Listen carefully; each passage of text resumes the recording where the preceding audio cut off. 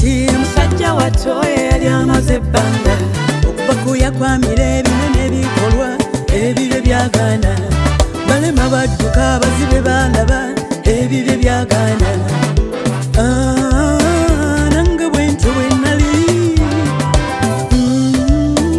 oba naawe nga bw'oyita mu kanisa twalimu ng'endwadde ziruma mu kanisa twabangamu nga bugagga bwagaana twakanya kulinda nga n'essaala tukanya nga twakanya kulinda nga n'essaala tukanya naye bw'aba yagamba nti ajja bikolera Mukama ajja bikola bw'aba yagamba nti ajja kuwonyera Mukama ajja kuwonya bw'aba yagamba nti ajja bikolera Mukama ajja bikola bw'aba yagamba Mukama ajja kuwonya bw'aba yagamba nti ajja kuwonyera Mukama ajja kuwonya bw'aba yagamba nti ajja bikolera Mukama ajja bikola kunya Setaani namukuba kunya Setaani namukuba ematuka gye nava ewala eri mu kyalo gye nali omanyi Setaani atiisatiisa omanyi Setaani atiisa kale lwakuba tonnalaba kalumba ne Yesu obutaswala bwe lwakuba tonnalaba amaanyi ga Mukama tebaganyooma for I know the plans I have for you says the Lord tomorrow will be nice as ennyonyi linnya ninga zijja ng'otunula dadi waffe ng'alwana ono Yesu kulaba kumala kumanya byakola amazima oh I know togwa mu maanyi bw'aba yagamba nti ajja bikolera Mukama ajja bikola nga yagamba nti ajja kuwonyera Mukama ajja kuwonya bw'aba yagamba nti ajja bikolera Mukama ajja bikola nga yagamba Mukama ajja kuwonya bw'aba yagamba nti ajja kuwonyera Mukama ajja kuwonya nga yagamba nti ajja bikolera Mukama ajja bikola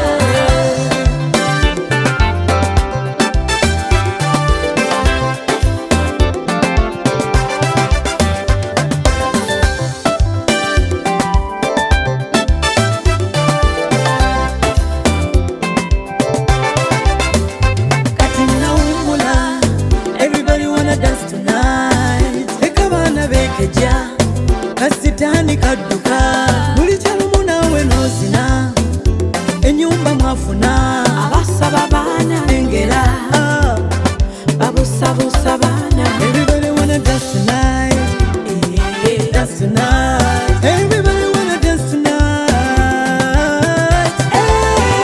bw'aba yagamba nti ajja bikolera Mukama ajja bikola nga yagamba nti ajja kuwonyera Mukama ajja kuwonya bw'aba yagamba nti ajja bikolera Mukama ajja bikola nga yagamba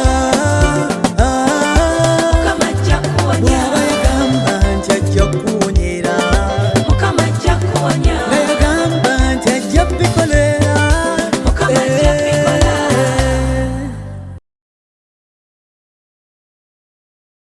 bannayimami twagala katabo yes obufumbo bulina era we butandikira era muno mwebiri naye munnaayo obufumbo bunyuma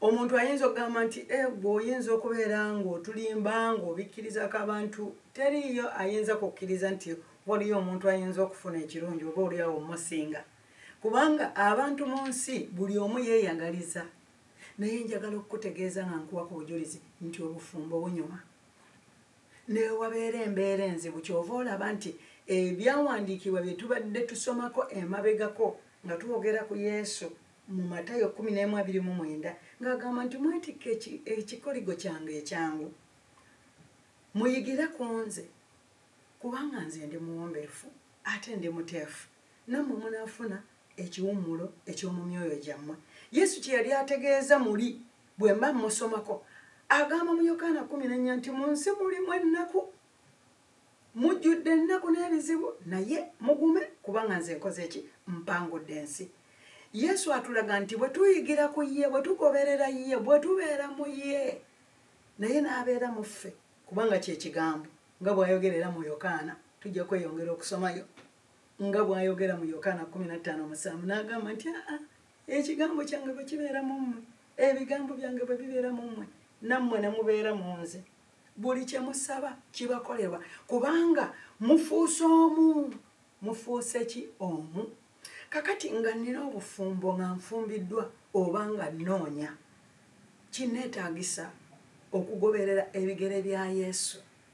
Nentegeera Yesu kyagamba, ayagala mmugoberere. Yesu alaga nti ye wabeera ebikoliga bifreezinga, nga bw'oddira akanyama ko ng'okaguze, oba nga bw'oddira ekintu ekyokya, kanjogerewo ekyo, amazzi agookya, ng'ogajje ku kyoto n'ogateeka right away mu freezer. Ogenda okutandika okulaba nga gakwata.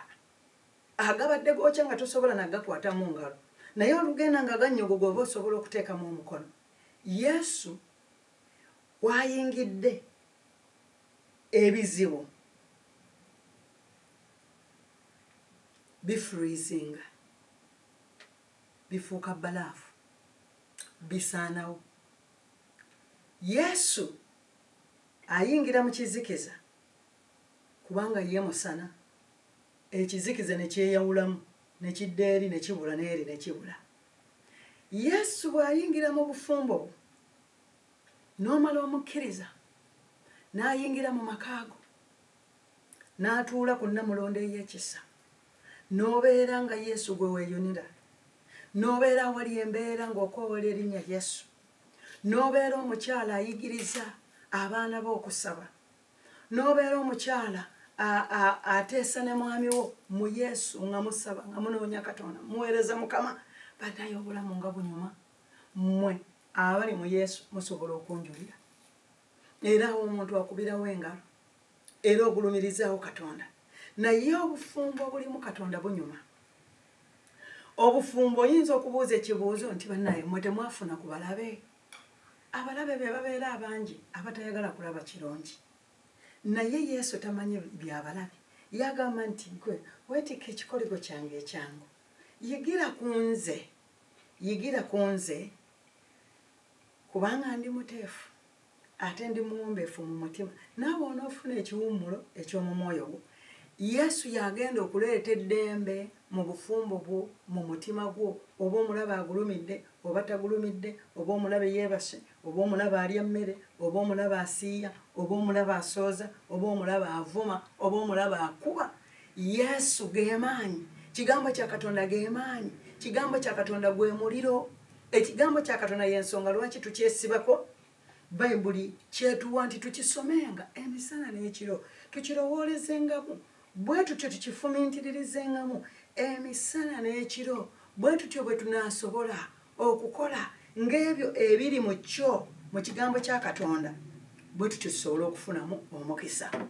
Owooluganda gwe ampuliriza ku by'obufumbo oli eyo tonnaba kutegeera Katonda, naye ng'omuyaayaanira omutegeera, oweebuuza n'ogamba Yesu mukkiriza ntya. Yesu kasita omusembeza n'oggulawo omutima gwo, alaba ayimiridde ku lujja akonkona, agamba bw'oggulawo nange naakola ki? Naayingira.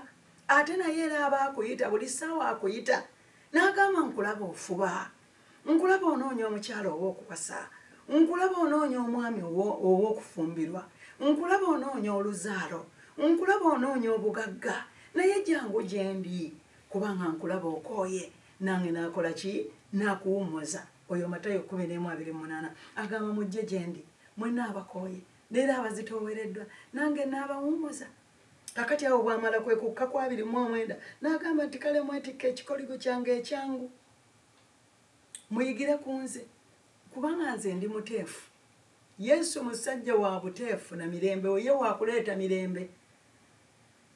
Ate olaba n'abaamunoonyerezangako n'abaayagalanga omukola obubi n'abaamukomerera ng'agamba Mukama basonyiwe kubanga tebamanyi kye bakola kye baakola. Olaba ffomera ya Yesu bw'eyinza okukuwa emirembe, bw'eyinza okuwa obulamu, bw'oyinza okutambula mu nsi eno ng'obulamu bwo bwa mirembe, emirembe egiri mu ggwe gye gireeta essuubi eryokulaba Katonda, kubanga olina emirembe. Abooluganda, ebiseera bye bino tukuze, tukula, n'omwana omuto akula.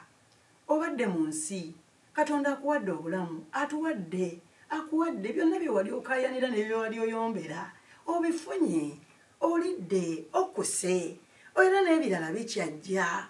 Naye Yesu yaleeta emirembe, wummula. Kati yagamba nti yadde ofuba naye mu nsi waliyo okukoowa. Omuntu yadde ofuba ng'oli wekka, kubanga omuntu afuba abeera yekka nga Yesu amutadde wali ng'atambulira ku magezi ge, kubanga omanyi osobola okubikola. Naye bw'ajja n'agamba jangu gyendi gwakooye, agamba jangu gyendi gwe bw'onookoowa. Naye ng'omuntu awaganyala n'agamba nze sinnakoowa, neekoledde bino, neegulidde ebibanja, neezimbidde amayumba, ndibanda baki. Naye bino Yesu bw'otumusembeza yabeera insurance eri obulamu bwaffe, n'eri obulamu bw'abaana baffe, n'abaana b'abaana baffe, n'abazzukulu byonna bye tulina. Abooluganda, ate ne bwe tulokoka kiba kirungi nnyo ne tusuula buziba mu Yesu, kubanga ebiseera ebimu oluusi bwe tulokoka ate abamu beerabira. Ogenda okulaba ng'omuntu yaali waggulu nnyo nnyo ng'olaba nga yalinga asukkuluma ku Yesu. Naye Yesu, embala gy'olaba ku muntu oyo akkiriza Katonda, yembala eno Yesu gy'atugamba ebeera ya buteefu, obuteefu obw'omu mutima. Agambe nze ndi muteefu mu mutima, nze ndi muwombeefu mu mutima. Ffe ng'abakkiriza era abasenze Yesu twetaaga okuba abawombeefu mu mutima, twetaaga okuba abakkakkamu. Kye kireeta emirembe, kye kiwummuza. N'omuntu akulaba ebweru n'awummula kubanga akulabye bulabi nga ddala oliko emirembe, oliko okuwummula mu ggwe. Naye omuntu atawummudde oli agamba banaye ono anampa njiri kinze n'empummuza. Banaye Yesu ow'omu mutima awummuza. Ogenda okwogera bw'oti ng'abantu bawona, ogenda okuleetayo ekigambo ng'abantu bawona, abantu bakoowu kubanga waliwo okufuba. Ffenna tulinga abali ku katikana ak'okudduka akalire. Buli omu agamba nange nkisobola ekyo, nange nkisobola, nga tewaliwo muntu yenna akkakkana. Naye Yesu ayagala tukkakkana wansi w'omukono gw'obwakatonda, alyoka atuyimusa obudde nga bukoze eki, nga butuuse. Okola mu ofiisi naye ne boosi wo nga tomulabamu, tewaliwo kukkakkana. Kakati gwe bw'obeera ng'ate gw'ofuuse boosi, kakati ate emirimu ani agenda okukuliidinga n'okukulaga ekyokukola? Abantu abamu abayi akatuuka mu ofiisi oyagala kulaga amagezi mangi nnyo okusukkulama mukamaawo, alwogeramu bw'ati nga naawe omuddamu. Era abamu agamba nti nze oyo nja muddamu, nze oyo mumanyi bwe mukwata, nja muddamu. Abantu tuli mu makanisa naye abantu abasinga bawaganyavu bali eri waggulu, tewaliiwo awulira. Omuntu tayagala kuwuliriza na musumba kyagamba, ate n'omusumba naye oluusi abasinga abamu tebafaayo ku buliga. Obuliga nabwo bubuukabuuka nga mbuzi. Ne musumba n'agamba nti kale bubuuke nange kankwate eryange. Awo tewaliwo kukkakkana, era ogenda okulaba ng'omulimu tegukola kitegukula. Era endiga enjeemu essaawa zonna ziba zitagala butagazi. Eva wano edda wano, eva wano edda wano. Naye gy'eva byereseeyo ate weetuuka esanga bingi ebizibu ebiriyo okusinga n'eno gy'evudde. Okuggyako omuntu yenna yekka ali mu Katonda nga muwombeefu, ng'era owulidde eddoboozi lya Katonda ne likugamba nti simbula ekigere kyo ogende mu nsi yannyo eyo gye nnaakuweera omukisa. Eriyo abantu Katonda baatuma n'abasindika n'abajja mu bifo n'abatuma mu bifo, waliyo ekyo. Naye twagala olunaku olwaleero okumanya ku Yesu oyo akola amaka. Tugenda kubeera nga tuyiga ku bigambo by'obufumbo. Katonda akuleetera omuntu omutuufu mu bulamu bwo, n'omwagala ne mwagalana. Ebintu biyinza ebimu buli omu obulamu obw'obufumbo bwe tunaaba tuli wamu nga tuli mu lukuŋŋaana olw'abafumbo tuwulira ku bujulizi. Omuntu n'otubuulira ku bujulizi byatandika bitya? Ebimu bitandika biguluba bugulubi. Abamu ebikonde enjala bazifunyiza ku honeymoon ne beekuba. Oluusi nga mwakalabagana era bbanga teribadde ddene nnyo. Mubadde mu kudeetinga, kubayita okudeetinga okukobya. gamba mumazeemu emyaka 3 muli awo naye olubeera okutuuka oba kuwane muno ate gye mulwanira ate abamu bo ate ne banyumirwa nnyo ate abamu ne babeera bwe bati ate abamu ne bavaayo ate abamu ne bakola bwe bati naye ne butandikira awo ogenda okulaba ng'otuuse mu maka nga totandika nno byakutandika kutegekera mwami kufumba nange natuukawo ne byensobera bala nze nafumbirwa ndi muwala muto nzijukira ne ku certificate yange eya marriage bateekako student oyinza okukyewoonya beekanga bataddeko student of course ddala ya nali student waba nagenda nendokoka nga nkyali ddala muwala muto ddala muzeeyi wange naŋŋamba gwe weeralusizza okulokoka nze ebyokusomako nange ngenda kubikomyawo muzeeyi teyasanyuka naye nali neetaaga yesu mu buto bwange obwo nali neetaaga yesu era nasanyuka nnyo mukama bwe yandokola nalokokera ku myaka 16 nenfuna ebyawandiikibwa ekyawandiikibwa ekisooka nti bw'olyeganira yesu mu lujjudde lw'abantu naawe ali kwegaana ekyo nno nakiyiga simanyi na scripture weeri naye neŋŋamba nze okwegaana yesu sigenda kwegaana yesu kanyweze yesu nti oyo alireka byonna alireka abazadde alireka biki byonna eby'obugagga n'asenga yesu bwe nakakwata ne kangwamu mu butuufu nali ndi muto naye nga mpulira obukoowu ku mutima nenzikiriza yesu kristo okuba ng'omulokozi wange nentandika olugendo lwa yesu naye njagala okukubuulira nti yesu olugendo lwe nakwata olwa yesu nendufunamu obufunyi ebintu ebigambo ebirungi kubanga ekigambo ekimu kye nagamba mukama namugamba ondaba ndi muwala saagala kweyonoonesa kubanga era ekyo baakitubuulira ne bagamba nti bwe weeyonoonesa yesu oba omwegaanyi nensaba katonda nnyambe nneme kweyonoonesa naye nensaba mukama nti naye nze mu kifo eky'okweyonoonesa mukama bw'oliba ompadde omwami omutuufu ng'oyo gw'olaba yew'omubulamu bwange kale oli muleeta era bw'oli mundaga mukama ndiraba naye si kye natuukirako naye ekikulu kyali nti nagamba mukama nti sigenda kukola ki siyagala kweyonoonesa njagala ntambule naawe nennyingira mu kanisa gye nayingiramu gye nasookeramu nentandika okusinza katonda nentandika okutendereza katonda nentandika okusaba nentandika okubeera omwana omuwala omugonvu mu maaso g'abasumba bange ne mu maaso g'ekkanisa ebifaananyi kirungi nnyo okubeera nga tubirabako katonda nannyamba naye ng'ekigambo kye nagamba mukama sigenda kubeera nga neeyonoonesa ku buwala bwange muzeeyi wange bw'aba nga yaakooye okumpeerera bayibuli egamba nti teriiyo abaaleka ebyo ne bajja eri yesu baataliwa n'okusingako wabula mulimu n'okuyigganyizibwa ebigambo ebyo byonna byonna mbirabye nze nga mbawa obujulizi nga mukyeyongera okuwulira obujulizi amazima gali nti awo we nakoma okusoma bwe nagenda mu maaso nga njagala mukama njagala yesu mukama nannenyesa ennyonyi nengenda mu Amerika era bwe natuuka mu Amerika omutuufu mu bulamu bwo kyekigambo ekikulu kubanga you don't even need to know about the tribe oba what kubanga the tribe doesn't perfect your marriage at all. It will never. It is God. Katonda. Ye Katonda akola amaka. Ye Katonda akola marriage.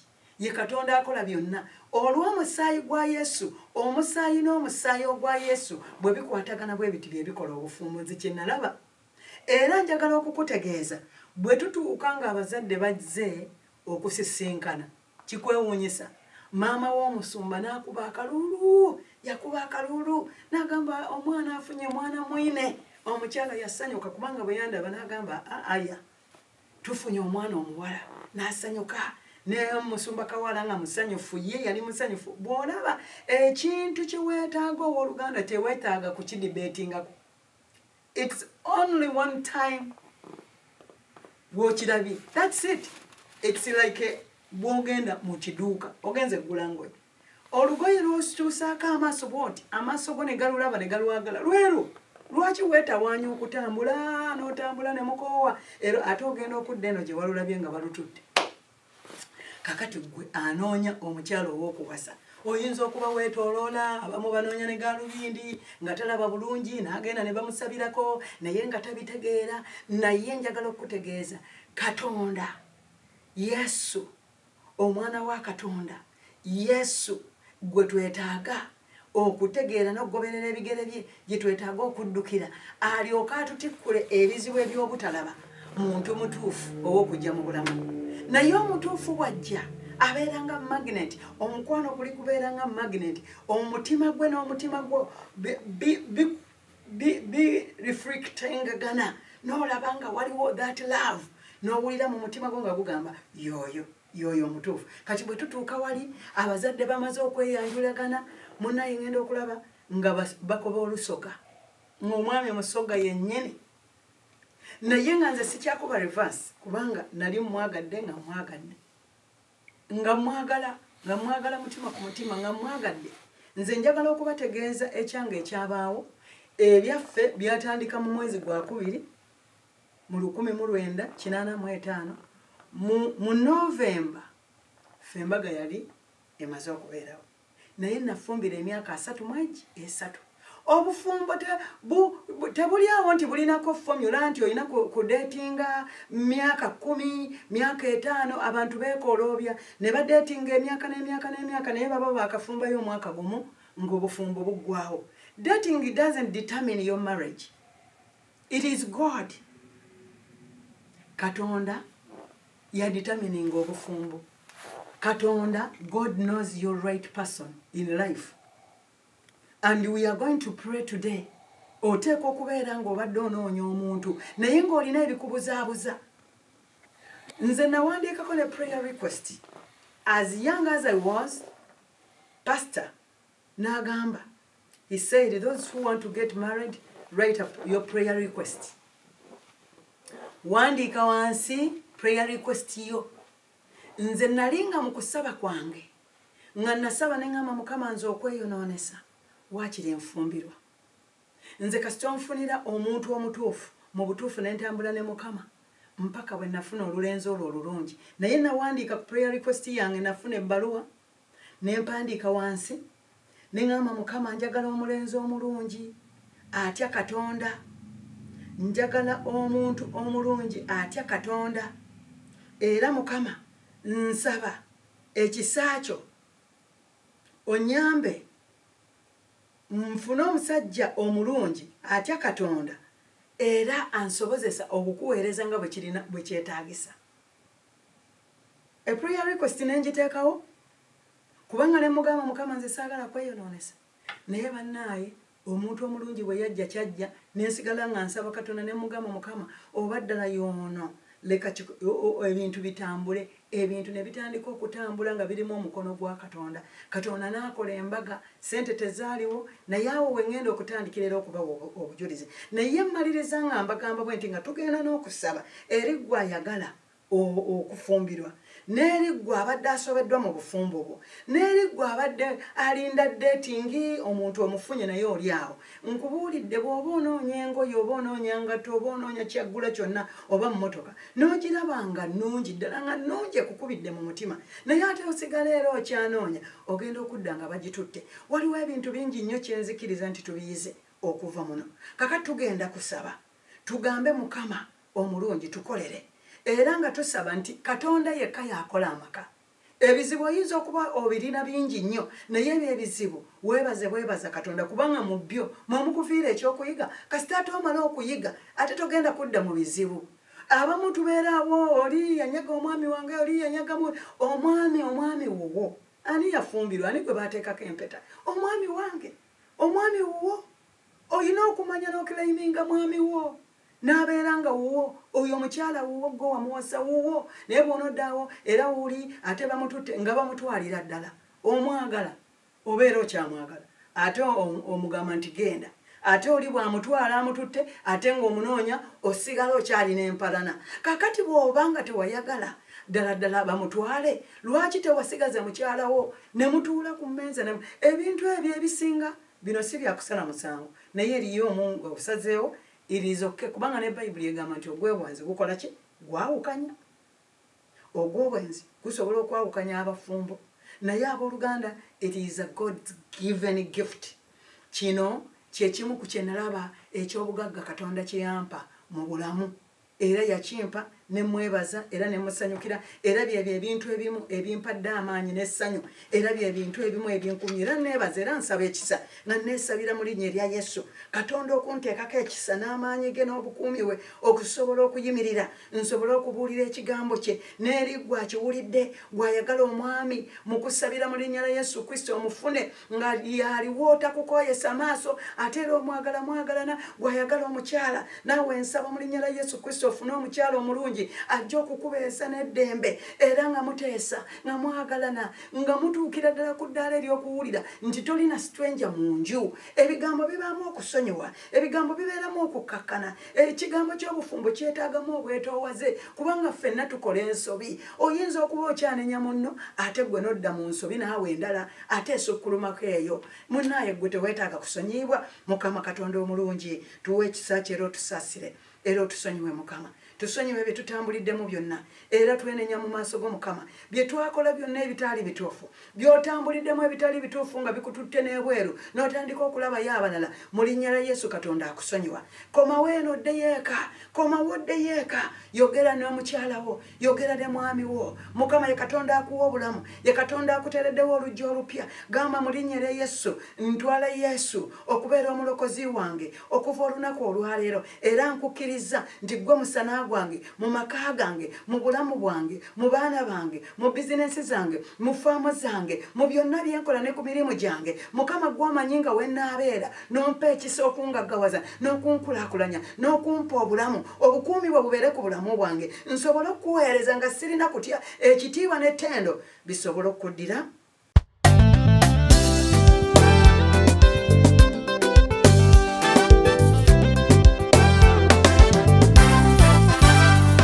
Wali webuti musajja watoye yali amaze ebbanga okubakuya kwamira ebinene ebikolwa ebibe byagana balema badduka abazibe balaba ebibe byagana.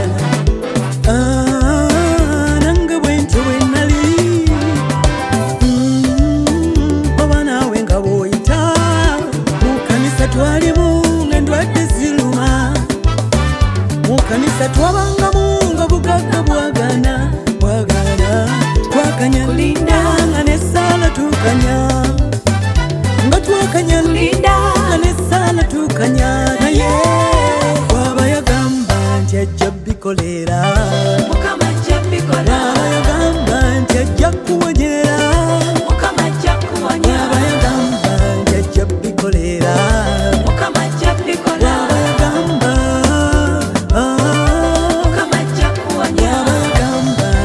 kuwonyera Mukama ajja kuwonya waba yagamba nti ajja bikolera Mukama ajja bikola. Kunya sitani namukuba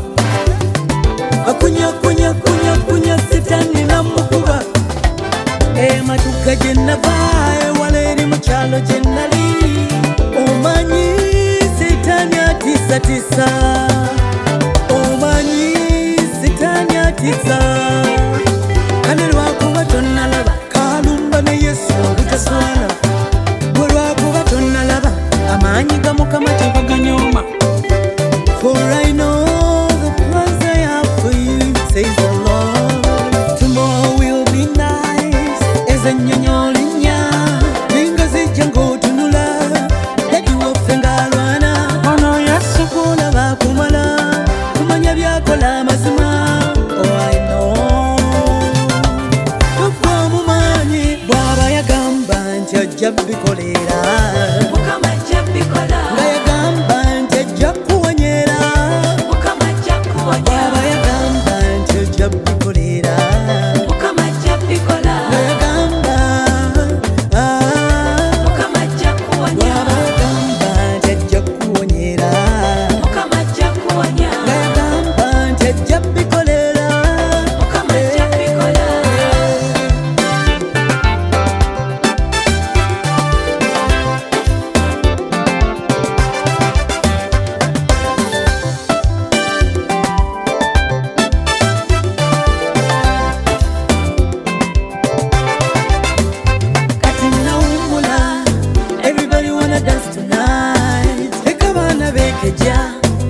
Sitaani kadduka buli kyalumu naawe n'ozina ennyumba mwafuna abasaba baana engera babusabusa baana everybody wanna dance tonight, dance tonight.